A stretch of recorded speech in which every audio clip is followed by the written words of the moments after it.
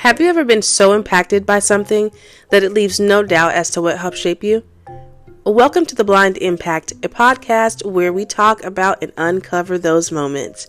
Some funny, some sad, but it's not always tragic. I hope you'll stay for a while.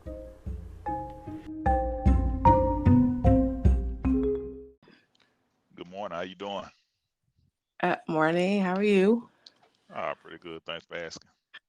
Oh, you're welcome. You're welcome. Okay, so today's guest is Antavion. Is there something that you want to share about yourself? Anything, any accomplishments? A little bit you want to share with the audience today? Uh, Accomplishments. Graduated college. First in my family. Graduated from Mississippi State University in 2009. I went to school on a full scholarship, football scholarship. Um, was recruited by the first Black or African American SEC coach, Sylvester Croom, back in 2005. So that was a big ordeal, which he was coached by the great late Paul Bear Bryant in Alabama. So just the history amongst the school I chose and why I chose that school, and just the Ooh, dynamics of why I ended up going to that school was just a beautiful feeling. Just being one of the first, just being recruited by a African American SEC head coach. wow. Well, that's exciting, right? I mean, like it's kind of. I think exciting would probably be an understatement, but to know that you were under that particular organization. And then the history behind the organization is something that I think you should be telling everybody about. Of course. So is that going to be what you're talking about today? Uh, I mean, I talk about just life growing up, Okay, let's hear it. Tell us about it. obstacles. Okay. I mean, really, life growing up, man, it wasn't bad. It Okay. wasn't good neither. Single mother, Mm, um, you know, typical. Her mother, which is my grandmother, was in and out of the penitentiary, so therefore she raised her a single mother raising, four kids. This is income. Myself, mm, my brother, my uncle, my aunt. Just because, like I said, her mother, which is my grandmother, was in prison. So she just took on the responsibility, being young herself, sure. and Yeah. just, I never was a selfish kid. I didn't mind. I mean, my uncle and aunt, we act more like sisters and brothers because we Hmm. were raised together. Right. You know, um, just seeing her struggle per se made me who I am as far as my work ethic, my Okay. goals, my dreams. Um, hanging around the right group of friends I had gave me motivation into what I wanted in life. Okay. As far as, I do different things. I like mudding, I like tubing on the lake. All of those things kind of go back to my younger days, seeing it growing up. So I knew that's the type of life that I want to live. So therefore, I've always worked hard to get those things or one of those things in life to live the life that I have lived. Hmm. So just really just adversity, what I became from how I grew up. Like I said, I'm not saying it was bad. It's just, things I didn't want to go through with myself, with my Sure. kids. Sure. So a little Yeah. background about myself. So do you think that with your mom having experienced that, and then she's raising her siblings, and then the two of you, do you feel like, or has she expressed to you like any sort of regret, that she, or any sort of resentment maybe? Nah, my mother, she always have had a big heart. You Okay. know, I wouldn't even want her to have any regret. She just stepped up to the plate. You know, Okay. it's the same thing I would have done if I was in that situation. I would have stepped up to the plate because I Yeah. would not want to see someone that close to me, go somewhere where they would be potentially mistreated, Mhm. or go to another relative who really didn't want them. Mhm. So it's just motivation. It just shows you and others and myself what type of character my mother had by taking on that role with no Sure. hesitation. Right. Right. And I think it's probably safe to say, just with a little bit that you've told us so far, is that you probably get a lot of the like your ways from your mom, probably, right? Like the same sort Of of, course, yeah. yes. I mean, I have a big heart. I'm not saying that I'm perfect. I'm not saying that I have, done people wrong, Mhm. which I have done all those things, but, a person who knows me know that it wasn't intentional. Mhm. It wasn't for self gain. Mhm. I've always had good intentions on things I said and wanted to do. Things just didn't plan out as I saw it in my mind. I've Sure. always had big dreams, big goals. Maybe, well, there's no maybe. Just if I'm taking accountability, I have overloaded my plate on a lot of different things. You know, depending on others as far as, say for instance, I have something going on. Mhm. It's working for me. Okay. I know what I'm doing, but when you depend on another to do the same thing that you're doing, they work ethic, their motivation might not be the same as yours. So I Sure. mean, with that being said, it's just things didn't plan out as I would have wanted them to. Yeah. I mean, and that's a it's definitely life, and I think we've all gone through that. I think that a lot of the times, though, when you are somebody who's maybe too ambitious, right, and like you say, you see things that are working for you, and then by having the type of mentality and the heart that you've got, you want to be able to extend that opportunity to other people, but it's just sometimes we don't factor in the, all the other things that could probably take place in that. And I think some people can that can happen to them and they're not quite sure how to figure out their way through it, right? And so in turn, like you said, like you do people wrong and it's not an intentional thing, but it happens. And my question to you is, do you feel like knowing all of these things about you feel like with you trying to extend other people the opportunity and not really being sure how it's going to pan out, because there's factors that always come into play that are unforeseen. So do you feel like once those situations did arise, do you feel like there's a different way you could maybe handle it so you don't feel like you've done somebody wrong? Like what would you have done differently in that regard? Things I would have done differently. Communication is better. I Okay. guess. I guess for me, like I say, once a person knows me, I guess for Mhm. me, I hate to fail people. I hate to fail myself. Mhm. And a person that knows me know that my intentions are pure, you Mhm. know, and by me being a failure to that person who has invested or trusted my word or whatever the case may be, by me Mhm. failing them, I don't know how to. That's my downfall within myself. I don't know how to face them because I was a failure to them. So that's something that I would need to work on within myself. It has nothing to do with the person. It's Mhm. just when a person puts so much trust into you and your Mhm. vision is your dream and it doesn't pan out, how do you face that person? Sure. This is my mind, this is how I think. How do you tell this person, hey, this didn't work or that didn't work? It's just a hard pill to swallow because I hate Mhm. being a failure to others. And people don't understand that because they don't know my heart. They don't know how pure the situation may have been. They don't know how, you know, the goal I saw in them. Because my goals and dreams and my motivation comes from others. When I see a person that I have helped is doing great, man, it gives me joy. It keeps me motivated. Mm. Even in life, when I have a party for my kids and I invite X, Y, and Z and just have a group of people, just seeing Mhm. people having a good time, whatever I'm doing, just seeing how many people show up to whatever I'm doing, it just gives me joy to see other people happy. That's my motivation in life. Wow, it's very interesting. It's a very interesting perspective. Very, very interesting perspective. I kind of wonder where that comes from. I mean, it's just I don't I really I mean, if I can tell you, because it's something that I wasn't taught. It's Mm. something that it's just me as an individual, Mhm. because everybody knows what brings them joy. Right. You can't teach that. It's a lot of selfish people in the world. Yeah. That's why I keep referring. Once a person knows me and Mm-hmm. knows my heart, then they can understand my vision. They can understand where I come from on certain things. Not saying that my way of thinking is right or wrong. It's just what I think. Can't nobody Yeah. judge me but the man above. You know what I'm saying? Right. So it's just about what I think, and I know what makes me happy.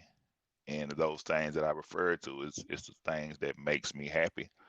That's Yeah. why I'm so adamant about reaching out and helping those, not necessarily helping those, but apologizing to those that I have potentially done wrong, or they don't know the reason I done it wrong, or for those who potentially may, I wouldn't say hate, but dislike me or think that I'm, full of it. I've been doing that. Okay.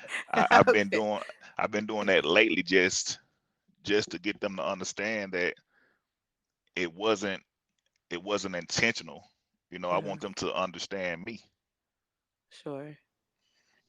So I think we have to rewind it, and you using the word potential, right? You've used some people that you could have potentially done wrong. Do you feel like you are still not quite 100% holding yourself accountable, right? Because if you feel like you've done somebody wrong, and you say that there's a potential that you've done somebody wrong, it's got to be one or the other, right? Because you're not going to assume that you've done somebody wrong without reason.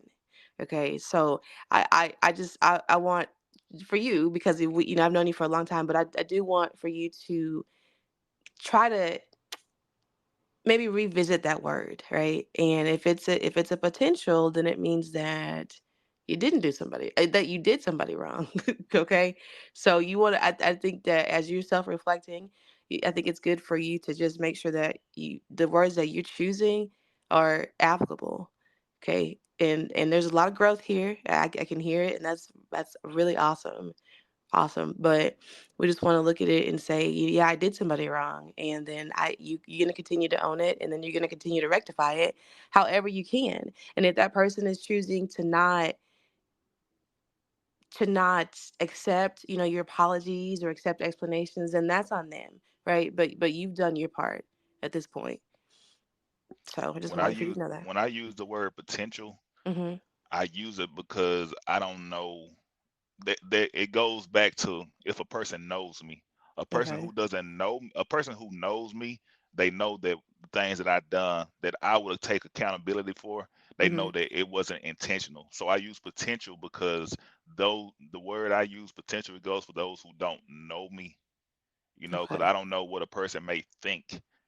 That's why I say potential. But I do take accountability in to everyone I have ever, you know, sold a dream to or messed around or whatever the case may be. Mm-hmm. I take full accountability. Yeah. That's I'm not trying to deny the accountability. I'm just using potential because I don't it depends on the individual It if they depends know me on, or not. yeah. And so So and that's why I so say potential. if they don't know you, then it's a potential that they feel like you've done them wrong.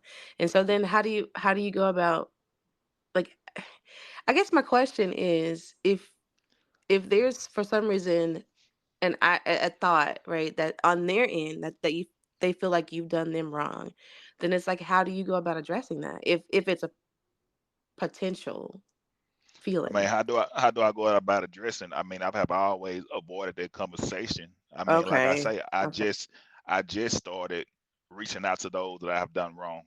I just started. It comes with growth. So Sure. I've just started this, within the last year or so, just reaching out to those I've done wrong, trying to make things right. Some are Mm-hmm. more forgiving than others. Yeah. But it makes me feel good that I actually done it. It's a step in the right direction for me. Sure. I cannot dictate what a person may view me or think of me as. I mean, Mm-hmm. I can't dictate that. I can't Yeah. go home and cry about that. I can't be depressed about what a person think of me. No, not at all. So my good by me doing the things that I'm doing in my life right now, just reaching out, and if I feel like just having a conversation, I'm actually able to Right. communicate with those that I felt like I've done wrong. And by me doing that, it's just showing growth in me, like I mentioned. I'm Mm-hmm. taking accountability, like I mentioned, and I'm just trying to make it right. You know, Yeah. hopefully, hopefully, I can fix the problem that I messed up, Mm-hmm. Hopefully they can be fixed. Hopefully a friendship can be built. If Sure. not, that's okay too. But I've done my part. Yeah. Has something taken place in your life, if you choose to answer this, that made you want to try to rectify things? I got sick a couple years ago. I was in ICU. Um, just I had some underlying health issues that I knew nothing about. Mm-hmm. Until it was almost too late. Because I was one of those guys. Oh, I'm a man. I don't need to go to the doctor. This, that, and the third. I'm one of Right. those type guys. I don't like going to the doctor. But Mm-hmm. once I was hospitalized in ICU and my underlying health issues, it was like a wake up call. You know, Mm-hmm. because I don't wanna die knowing that all those people that I done wrong, or it was just a wake up call for me. Just, man, Sure. I don't wanna wait till I'm dead and gone to I can't do nothing when I'm dead and gone. But what I'm trying to say is I don't wanna wait till I'm dead and gone to for a person to forgive me, Mm-hmm. if that makes sense. I'd rather be forgiven while I'm here on earth and give people their flowers while I'm here on earth, Yeah. and it be genuine. you know. Yeah. Because at the end of the day, when you dead and gone, everybody got all these nice things to say about you. They're not gonna talk about the bad at your funeral. So why not do it now while I'm able to talk to them? While I'm here on earth. Oh yeah, that's true. So I've taken that approach. That's good. That's a very good start, and I hope I hope to see you continue to do that, and try to rectify all that wrong. If it is all that wrong, I don't know. I don't want to I don't want to make it out like you're some like horribly bad guy, but Ah, nah, it yeah, ain't all just that wrong. I mean, it's really not the way I portray it to be or anything like that. I mean, it's just a couple people that I've just tried to just help, and it just yeah. didn't pan out the way that it should have. Yeah. You And know. I bet now at this point in you knowing the experiences and whatever capacity, now you'll probably do a little bit better research, before you volunteer any services, to help anybody, and maybe just make them aware of any sort of like liability out there. Because we all know that if you're taking any sort of like venture risk, there are a risk in that. So you just have to just kind of know within yourself too, what you're getting into, and the same for the person that you're helping out. But I want to kind of go back to where you talked about having joy and just seeing other people happy, during birthday parties, etc. Do you feel like that has anything to do with self gratification? Like, is that some like immediate like their happiness is your happiness, but do you think that maybe kind of stems from um what do I want to say? Like it gives you happiness and satisfaction to see somebody else happy, but I want to kind of understand like where that comes from, because some people are into I mean, it just come from within. Mm, I feel like now, don't get me wrong, I have failed many a times in life, we all have. but Yeah. yeah, but I feel like by me failing, I never stayed down long. Hmm. When some people fail, they get depressed and want to give up this that, and the third. I Yeah. have never felt like that. I've always been blessed, Yeah. and I feel like that comes from what I do. Because when I do things, when I give people the shirt off my back, even if I don't know them, Hmm. it doesn't come from, I don't want anything in return. I don't go around boasting and bragging about it on social media. Oh, I helped such and such. I did this. I do that. Man, it comes from within the heart. I do Hmm. that. It's just pure. You Yeah. know. And when I say, with the partying and seeing people happy and seeing the joy in others, I mean, I do that because I mean, I'm a very selfless person. Hmm. I don't have people that I can call them like, hey, can I borrow this, or I need this, or I need that, whatever it Right. could be, whether it's financial or whether it's helping me move or whatever the case may be. I don't Hmm. have nobody. Everybody that I deal with that I would say is a friend or associate, I mean, if it's not me helping them, I can't call on nobody, man, and that's Right. okay. Right. I'm not gonna be all butthurt about the situation because the person didn't come to my rescue, even though in my mind I'm thinking about what I done for you, so I would expect you to be like that. But Mm-hmm. again, it comes with growth. People not gonna be, people not gonna treat you the way that you treat them.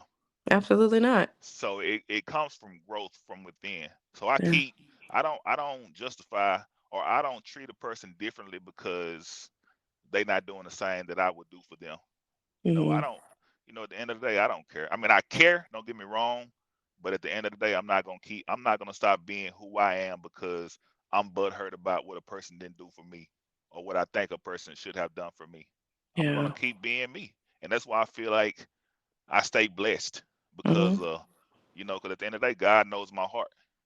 So Yeah. that's why I feel like I have just never just really just failed because I mean how I move, how I operate, because it's all genuine, it's all pure. Sure.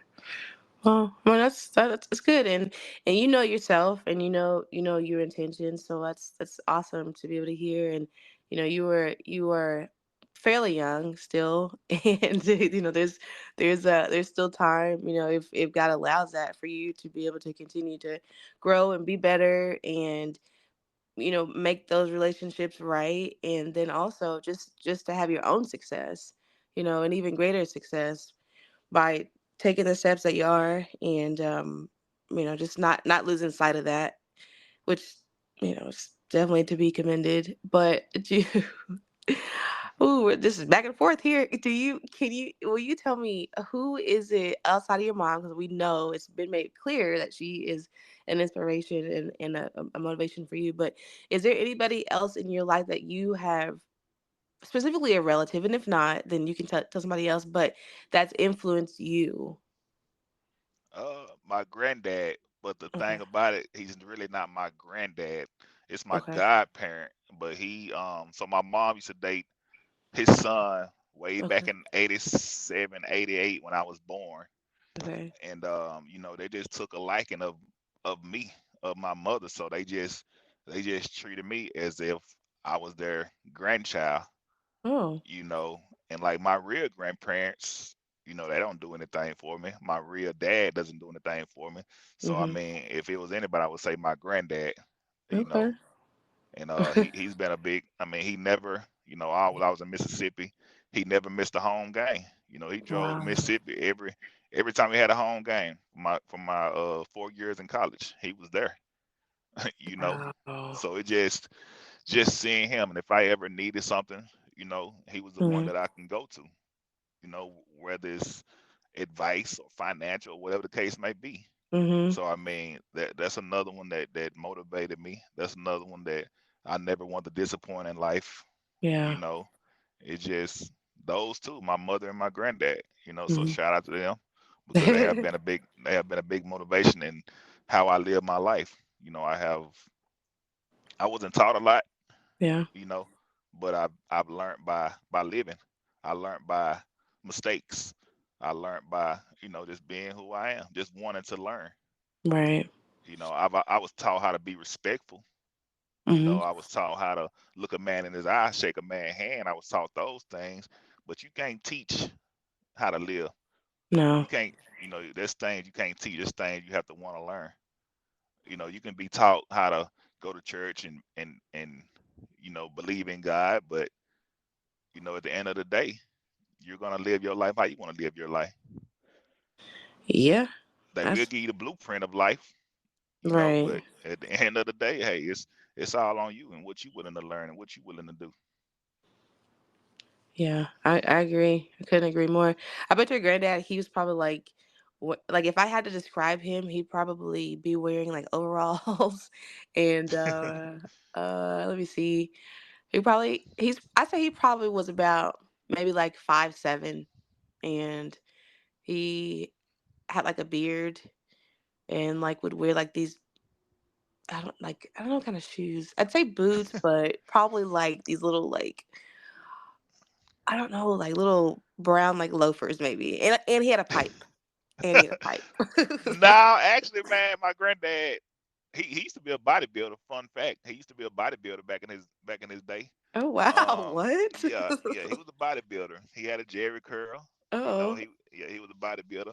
But my granddad is really he's the opposite of me. Nobody in my family, I'm country. You know, Uh-huh. no, I don't know where I got it from. I just woke up one day and said I wanted cows and horses. Nobody in my family has cows and horses. Oh It's just wow. something that I just woke up one day saying I want to do something different. Uh-huh. And I end up buying horses and I end up buying cows and I just became a country boy, you Yeah. know. So that's just I'm very different from my mother, from my granddad because they don't my granddad, he's retired now. He ain't thinking about no animals. He ain't trying to feed no horse and cow, So nah, we totally different, man. I don't know what made me just wake up one day and decided I want to, get it, be a country boy. It's just one of those things, it's something that it's another thing that it's like a stress reliever, just saddling Mm-hmm. up a horse and just riding down these blacktop roads in the country and just, putting your trust in the horse, because when I Yeah. ride, I just close my eyes and just let him take me where he take me. It's about trusting the animal that you're on. They Yeah. feel that instinct. You know what I'm saying? I do. So it's just one of them things that it relieves me of stress. Just riding with no care in the world, just hearing the birds chirping, hearing the horse feet hitting the pavement. Just a beautiful sound. Yeah. Yeah. That sounds beautiful. It sounds very like therapeutic. It sounds like it's something you could definitely find yourself lost in. Definitely. Right. So I was wrong about your grandpa's clothes. Yeah. He My granddaddy, man, he's retired now. Like I said, he old school. I mean, he gonna wear little jeans and little feelers on or whatever the case may be. He just real. He play golf a lot, so he will Oh, have his that's fun. khakis and golf shirt, and he gonna play golf every weekend, laws allow. So he's Right? more of he more of a want to be a Tiger Woods type guy. Okay. He's No, always worked. He's always worked hard though. I always been a provider. I guess that's mm-hmm. where I get my work ethic from, because he Sure. never complained. Sick or not. He was a provider for his household. Right. So my work ethic definitely come from him. Yeah. Handling business, all those type things. I've watched him do it. So he is one of Wow. those guys. Yeah, that's a definite inspiration, and that's something that you don't see a lot of anymore. Like people like your grandpa or your granddad is, it's different, but that's a whole different tangent. I'm not gonna go down that road, but I. So did your grandpa have a pipe? I need to know. Like you're not telling me if he had a pipe or not. And Nah, he don't smoke. He don't drink. oh, He just that's so yeah, awesome. yeah. He didn't do Wow. none of that, man. He just worked, and I think he retired. Let me see. He worked at his job for 36 years, Oh wow, and yeah, he just retired about four years ago, maybe. that's So now nice. he living the American dream.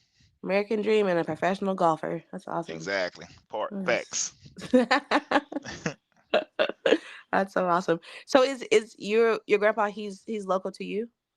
I mean, Yeah, like he in the stayed about vicinity. he stayed about 45 minutes from me. Okay, okay, that's good. So you get to still see him and have a good relationship. Oh yeah, no doubt. We're gonna talk once a week. Uh, Wow. I talk to my mother on a daily. Um, anything that I do, he's always here. He never miss an Yeah, event. Just he's 70 some years old, born in 52, whatever they. I can't do the math right now, but he's still moving strong, man. So he's a big motivation in my life. that's so good.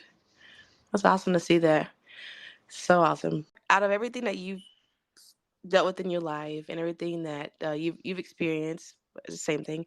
Is there anything about any of those things that would change? Nah, if I change it, I wouldn't be me. Compromising, yeah, maybe, but change it, Mm, nah, because you learn mm, from you learn from mistakes. sure. Lesson is the best teacher. A wise man once told me that lesson is the best teacher. If I Yeah. change being who I am, I wouldn't be me. That would be considered being fake. Now I Well, it's can't. not. It's not changing you. It's just changing a circumstance. Like, is there anything that you would have done differently about different circumstances in your life? Maybe if I was to change anything or compromise anything, I don't like using the Hmm. word change. It would be my attitude. At a younger age, it'd be, Okay. because I had a bad attitude. I cuss a coach out in a heartbeat. Just my attitude. I would have changed that about me. You know, Okay. so Okay. just attitude, just a whole lot of, I wouldn't say stress. Here, you too young to be stressed. I don't know. I don't know why I was so angry at the world back then. I really don't know. I was Wow. just always just I've always been and I wouldn't say my attitude was really just the problem. I've always been like the spokesman. I'm going Okay. back to college in high school. Like when there was a problem, the players would come to me. I don't know Mm, why, and I always would be the one that take up for the players on what they told me and go off on the coaches because they didn't want to go off on them themselves. So I've always been that guy that if someone had a problem with you know a coach or a teammate or whatever, they gonna come to me. I don't know why I was that person that they came to, but they came to me, and I was the one who was gonna go after the coaches. I always been like a protector per se. I've always mm-hmm. been the voice of the group. So I mean, I would have changed that because I feel like they dictated how I would turn out, which obviously that was totally wrong because I mean, I Right. feel like I turned out pretty good. Yeah. But like I say, it goes back to a person knowing me. Yeah. Once you know me, they know that I'm not that guy. They know that I'm a good dude. So with you being a good guy and you being the spokesman for your team, was there any resolve there with the coaches? Like, were there any results after you had to go Uh, cuss them out? yeah, it was results. I mean, some good, some bad. Bad Hmm. for me because I Yeah. mean I was the one that was divorced, so of course I gotta take the consequences, which I took Hmm. accountability. But Yeah. at the end of the day, it got the point across, and I mean, like I say, if everybody around me happy, whether they like me or don't like me, or being fake with me or not being fake with me, that's how that's where my joy comes within. Hmm. So that just goes to show you that I'm not a selfish person, man. I mean, Yeah.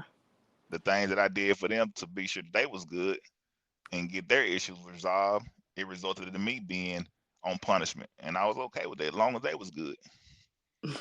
You're like, yes, I'll go to jail. Okay, it's Right. fine. I mean, that's pretty much what it was. I mean, it just except Yeah. it wasn't jail; it was getting benched or whatever the case may be. But I mean, hey, I was okay with it, man. They was happy, so that's all that mattered to me back That then. is such an interesting, but like a thought process, and that's yours, and it's just be working for you, and that's good. That's a very good thing. It's a very good thing. And there was one other question I was gonna ask. Oh my goodness. Oh, okay, yeah. So was it?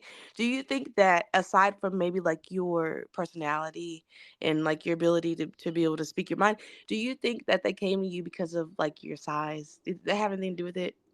Nah, because in college, everybody was either the same size as me or bigger than me. Oh, okay. I Okay. was just that guy that just like with kids. Like if I go to a park with my kids or whatever, I'm just that guy that kids are drawn to. I've Mhm. always been that guy. Like I don't view myself as being intimidating. I view myself as a person, a stranger. Anybody can come talk to me about anything, and they know I'm not finna go. But like, man, such and such said this, such and such said that. I'm not that guy. Whatever we talk about, it stays between us. You know what I'm Mhm. saying? Yeah. I just felt like that they knew that within me before they even knew me. Like I'm really a stand up, straight up guy. Once a person get to know me, Yeah. That's good. That's some good energy to be putting off. Well, sir, is there anything else that you'd like to share about your life, your very short life? nah, I feel like I covered the majority of it. I feel like Yeah. I got some things off my chest, and hopefully the interviewer will understand me better. Yes, she she will, and she does. Do you so do you have any advice for anybody out there? Any advice, Yeah, man? Just the advice that I would give that I recently heard from Cat Williams oh is goodness. live every day like it's your last day. Yeah, Live life with no regrets because we never know when our last day is gonna be. that's And right. I mean, I've taken that advice from him just recently over the past 2 weeks from when he done the Mm, interview with Shannon Sharp, and I just been living life like every day is my last. Not having no regrets. yeah. And if I can tell you something, that is something that I have always lived by. And even before it was a phrase, I mean, just growing up, I always knew, I'm like, we aren't going to always be around, right? So you do want to be able to treat people with that level of respect. You want to be able to treat people with with things in, like, compassion and all those sorts of things. And you want to be able to experience life in that same breath, And so I feel like that's the reason for me, like, why I can have a relationship with somebody and take it to be as literal as it is, or as light as it needs to be, right? And then not be offended or upset by the small things that come about in those relationships. And I feel like if we just remember that life is short, I feel like you'd be so much better for it. And it's going to make you think about the things that you decide to do before you're doing it. Exactly. Yeah. And it makes your family grow a lot stronger too, and it helps you to stay involved with your family. But anyway, this is not about, it's not my interview. This is yours, and I'm done talking about that. But but to be honest, I really appreciate you taking the time to come on and to do this interview. And I hope nothing but the best in your life ahead of you. And I hope that you continue to grow. All right. Continue your growth, and don't let anybody stop that for you. You Thank you know, so much, and I you're appreciate you giving me the opportunity to tell my side. of course, of course, silly. Okay, Tavia.